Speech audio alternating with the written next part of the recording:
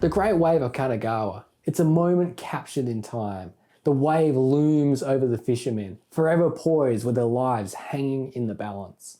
It's the work of Hokusai, a Japanese master artist who spent decades working towards this picture.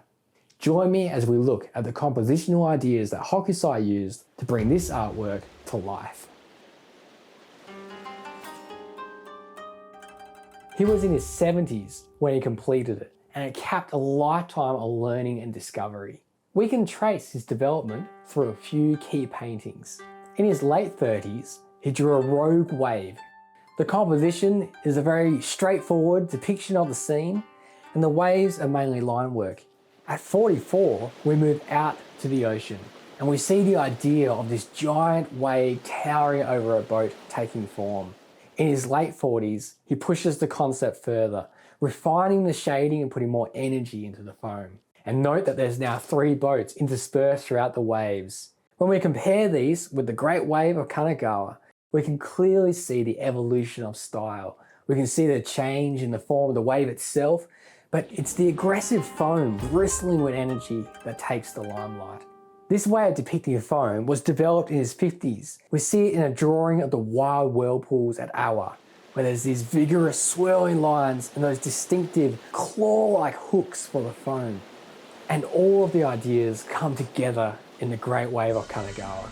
The giant wave looms large, powerful and aggressive. The foam is drawn with sharp, angular lines. Its greater form is like that of a dragon, getting ready to breathe fire down upon its prey. But you can also see Hokusai's playfulness here. The spray that comes off that aggressive foam turns into snow, softly falling on Mount Fuji.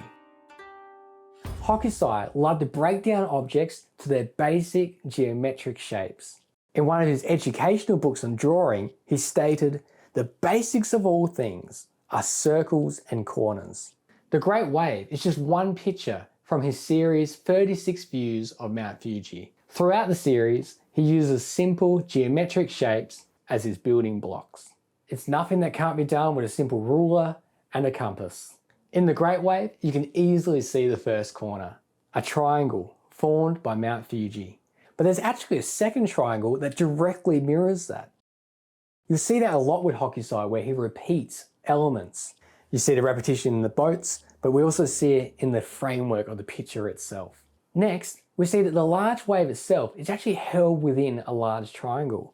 This triangle is repeated in the wave that's going out of the picture pane, which helps to give a sense of continuity to the picture. Now let's look at the circles. Now some say that Hokusai used 19 circles when he was composing this painting. Now I haven't found them all, but I'll point out some that are obvious to me. There's the circle that forms the inner edge of the wave. You can see that's been perfectly drawn off a compass line. And this circle is mirrored and implied in the form of the wave itself. The foreground wave that mirrors Mount Fuji has its leading edges created with 2 intersecting circles. Again, that great sense of balance. And if you look closely, you see that the curve of the lower boat points directly towards the intersection of those circles, leading the eye right through the picture there. And talking about leading lines, they're all throughout this composition. All 3 boats have that beautiful curve upwards towards the great wave. You really get this sense of the eye being drawn from the right of the composition down into the trough and then up into the great wave. And then the foam leads us directly back to the focal point, Mount Fuji. That leading line of the foam into Mount Fuji is directly based off another circle. If you take a compass and put it at the very corner of the picture and set it to the height of the picture, the arc that you draw with that shows exactly how Hokusai has formed this wave leading directly into Mount Fuji.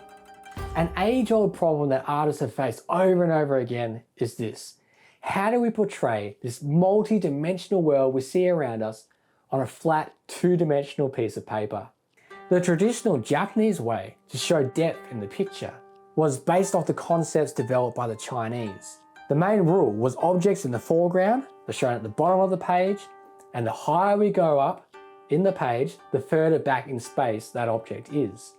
They also used the techniques of overlap, where you put objects in front of each other, and the mesmerizing use of mist. Hokusai's first image of a wave from his 30s shows a very classic representation, but in the Great Wave, he changes it up. Hokusai had been exposed to Dutch art through the limited trade that was happening at the time, and had spent a lot of time investigating how classical Western perspective worked, specifically linear perspective, where a horizon line and vanishing points are used to show depth in the picture. Hokusai takes that knowledge and he implements a low horizon line centering the vanishing point on Mount Fuji. He also still uses the traditional methods of overlap, with the boats dipping in and out of the waves, and the great contrast in scale. You truly get a sense where looking at an expansive, churning ocean, tunneling across it to a distant Mount Fuji. Interestingly, he also has a bit of multi-perspective going on, where we're looking up at the giant rogue wave, and also down into one of the boats and into the troughs of the waves. Most people are familiar with the rule of thirds. Now, that only loosely works over this image, but Hokusai had taken inspiration from it and developed his own concept. He would divide his images into 3 parts, saying 2 should be called heaven, 1 should be called China. 2 parts sky, 1 part earth, or sea in this case. It's also very important that we have the living element. Hokusai often put humans, animals, birds into his pictures. It breathes life into the composition. Have a look at what happens when you take away the boats. You see that now there's no way to measure the size of the waves. Just how big are they? But we also miss the human perspective. We no longer see the wave through the eyes of the fishermen. When they are back, we can connect with their struggle and in that way immerse ourselves in the emotion and drama of the scene. Another very important role that the boats are playing is they're tying in the colour harmony of the scene. If you take them away again, you'll see that the picture is divided into 2 distinct sections of blue and yellow. But when the boats go back in, we see the colour sections are broken up and we get a much more interactive colour palette. It's a lovely thing to do in a picture, to have the colours repeated throughout so you get a sense of unity, that everything belongs. Now the colours here are very carefully chosen. The Prussian blue has been paired with these lovely yellows and browns, which are on the opposite end of the colour wheel. We call such opposite pairs complementary colours because they offset each other so well. They have maximum contrast. At one level, you could say this is a painting of man versus nature, the fishermen striving against the raw power of the ocean. But some look deeper and see in this painting a metaphor for an uncertain time in Japanese history. The sea, which for so long had protected them in their isolation, now threatened to bring invaders to their shores. This wave isn't just threatening the fishermen, it looks set to swallow up Mount Fuji itself, which has long been considered a symbol for the very soul of Japan. Just 20 years after this artwork, Commodore Perry led his 4 ships into Tokyo Harbour and officially opened Japan up to trade to the West. Hokusai's wave of change was set in motion. Whatever you may read into the picture, one thing is certain. Hokusai's 70 years of pursuing mastery in art is on full display here. For more about his fascinating life, check out this video.